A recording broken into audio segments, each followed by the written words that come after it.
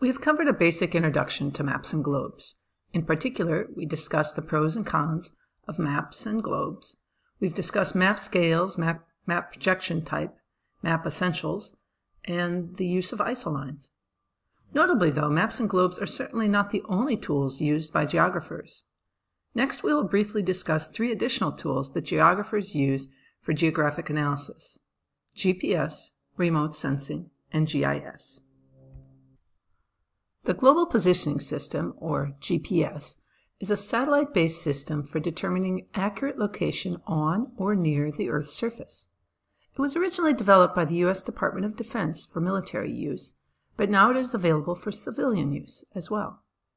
The system consists of over 24 satellites rotating the Earth and a handheld GPS receiver. There are 24 satellites used, but there are also additional, generally older satellites available for backup. And really, only 4 satellites need to be available to ensure an accurate location. So how does GPS work?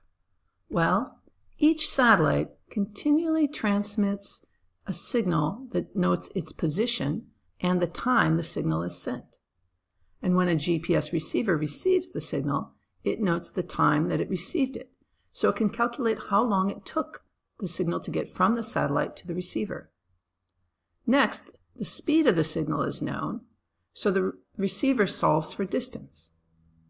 Remember, velocity equals distance divided by time. Since velocity and time are known, you solve for distance. Distance equals velocity times time. Great, so now you know how far you are from one satellite. Now what?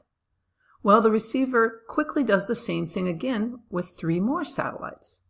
Once your distance from 3 satellites is known, your location can be pinpointed through triangulation. And the 4th satellite simply adds precision. So let's look at this figure. We've determined that you are 24,000 kilometers away from this satellite. That could be anywhere on this point of the Earth. Then you're 20,000 kilometers from this one, so now it could be anywhere over here. You can see by adding a 3rd satellite, you can now pinpoint by triangulation exactly where you are on Earth. And the 4th satellite, as was indicated before, simply gives you greater precision.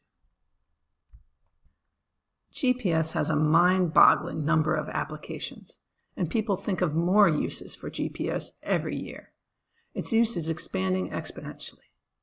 Notably, GPS is used for navigation, traffic routing, search and rescue, disaster response and investigation, air traffic control, environmental monitoring, tracking of endangered species, mapping of archaeological sites, farm planning, tractor driving, marketing, hiking and other recreational pursuits, etc.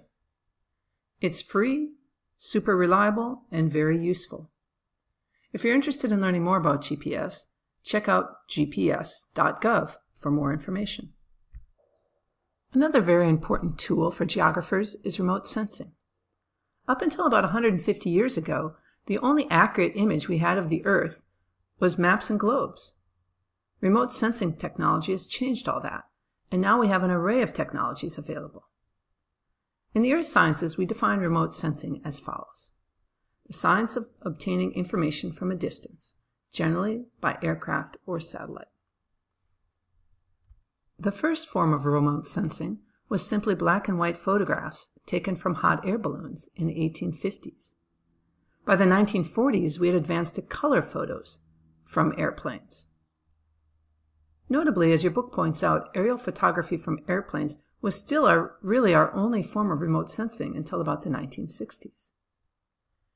This picture here is an example of remote sensing using color photography. Since the 1960s, especially with the widespread use of satellites and the ability to use wavelengths outside the physical spectrum, the field of remote sensing has expanded dramatically. This slide shows several different types of remote sensing. Interestingly, with aerial photography, back when that was the major form of remote sensing, people had whole careers where that's what they did, is interpreted aerial photographed images. Notably, If a plane takes a picture vertically, it's like a map-like view that you're going to get. If you take a picture at an oblique angle, you're going to get a sense of the height of the objects.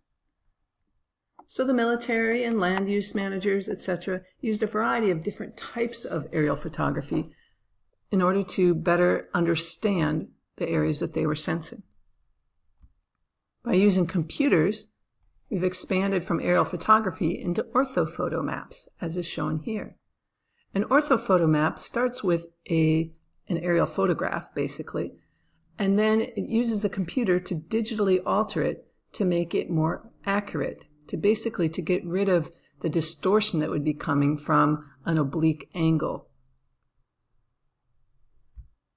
So you have the benefits of photography in terms of the detail, but then you also have the accuracy of a map. Further advances in remote sensing came with the ability to use radiation outside of the visible spectrum. Photography just uses what we can see, visible light. Newer forms of remote sensing are able to use infrared, microwaves, radio waves, etc. Infrared remote sensing takes advantages of the longer wavelengths here, essentially heat. So any objects that gives off heat is displayed here in a shade of red. Infrared sensing started out with many military uses, to finding where people might be hiding, to finding locations that have been camouflaged by putting cut vegetation over them, etc. But nowadays we can use it for a whole variety of uses. We use it in search and rescue. We use it to fight forest fires. And we use it to evaluate vegetation. This map shows the U.S.-Mexico border. Can you tell which country has better access to irrigation water and thus has more robust and healthy crops? Part of that access has to do with the ability to pump groundwater, but part of the access also has to do with the fact that the river that runs through this region, is pretty much used up by the time it gets to Mexico. Use your textbook to review more details about each of these types of remote sensing.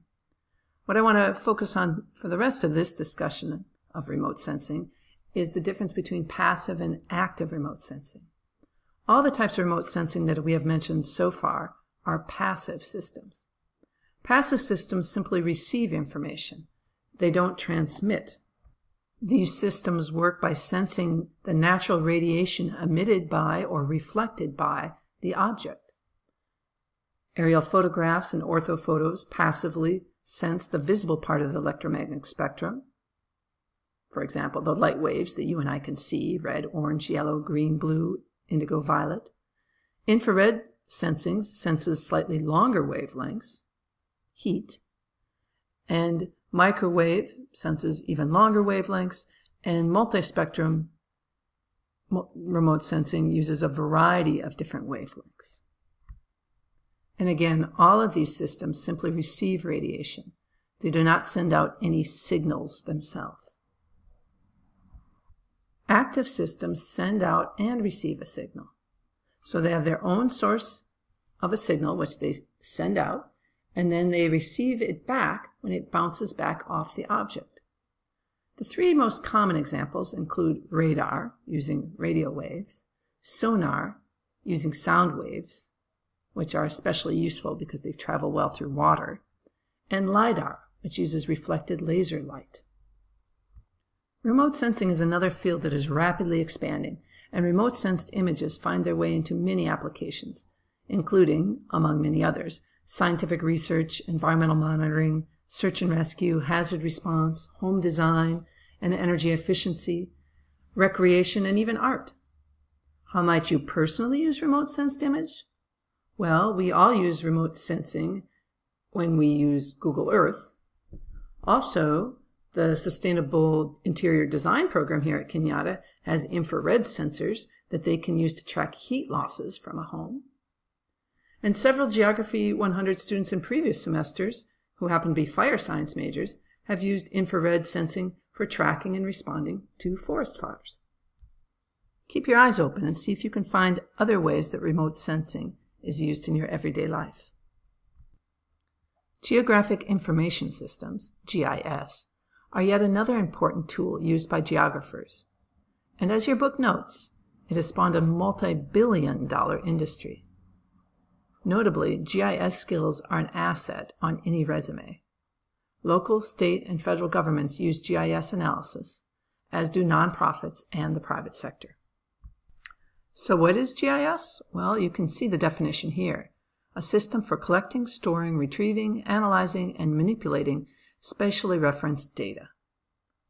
Simply put, it's a system that allows you to easily use and analyze spatial data.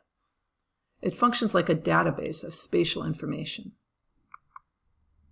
Overlay analysis is a common method used in GIS. A question is asked, and the relevant data is compiled in spatial layers, i.e. maps. As the different layers are overlain, the user can interpret the data, understand relationships and patterns, and solve the problem. The concept of overlay analysis is shown in this picture. Notably, it can be used for endless numbers of applications and is a very powerful analysis tool. I'll give you a couple examples.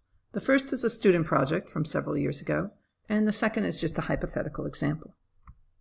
For the first example, imagine that you had the problem of figuring out where should a county park site their new handicap accessible trail. This is actually a real project that a student had at a previous school. He worked for the county park system and they wanted to put in another handicap accessible trail. So what sort of information would you need? What sort of data layers could you map to try to solve this problem? What he came up with was the following. He wanted one layer of the topographic map, which just showed elevation data. It was important to avoid too steep of terrain for a handicap accessible trail. Then he overlaid the roads and parking lots and buildings map. The trail needed to have good access, and they wanted it to also be near restrooms. Then he had another layer that showed the vegetative cover, basically the type of vegetation that existed in their park. They wanted the trail to go through and near several different ecosystems, woodlands, grasslands, marsh, etc. Then they had a cultural features overlay. They created a map showing the cultural features in the park to ensure that the trail would go by at least one or two of the important cultural features. Lastly, they also used the existing trail map as one layer, because if possible, they wanted to create a brand new trail, not simply mirror an existing trail. The output of this overlay analysis was a map that gave them an idea of where the trail would be appropriate. Now for a hypothetical example that demonstrates how the private sector might use GPS. Perhaps we start with the question, where in San Mateo County should McDonald's site its next restaurant? What sort of spatial information would you want to layer to solve this problem? You definitely want a layer to show the existing transportation network, the major highways and roads. You'd also want a layer probably with existing businesses, showing existing fast food restaurants, noting which type, etc. You probably also want a layer that shows where schools are in order to market towards young people. And you'd probably also want a layer that shows the socioeconomic level of the area, basically a map that shows the income level of different neighborhoods. It's no surprise, right? McDonald's is not marketing towards the upper class. Putting all these layers together will probably help you figure out where the next best spot for McDonald's is in San Mateo County. As noted previously, public, private, and nonprofit sectors all use GIS. Just as McDonald's might use GIS to cite its next restaurant or billboard, so too a city might use it to cite its next school or new hospital. If you enjoy working with maps and with computers, you might consider taking a few courses in GIS. There's definitely jobs out there. Additionally, if you plan to major in geography, earth science, or environmental science at a four-year school, GIS classes may be required.